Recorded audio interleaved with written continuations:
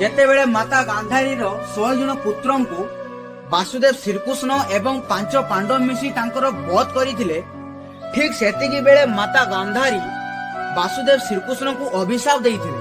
ସେ କହିଥିଲେ କି ଯେମିତି ଆଜି ମୋର କୁଳବଂଶ ସର୍ବନାଶ ହେଇଯାଇଛି, ଠିକ ସେମିତି ତମ ଆଖି ସାମ୍ନାରେ ତମର ୟାଦବ ବଂଶ ନାଶ ହେଇଯିବ।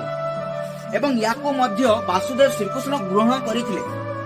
ଆଉ ବାସୁଦେବ ଶ୍ରୀକୃଷ୍ଣ ଜାଣିଥିଲେ କି ଦିନେ ତୀର ଆସି ତାଙ୍କ ପାଦରେ ଲାଗିବ, ତାଙ୍କର ମୃତ୍ୟୁ ହବ ଏବଂ ତାଙ୍କର ୟାଦବ ବଂଶ ନାଶ ହେଇଯିବ।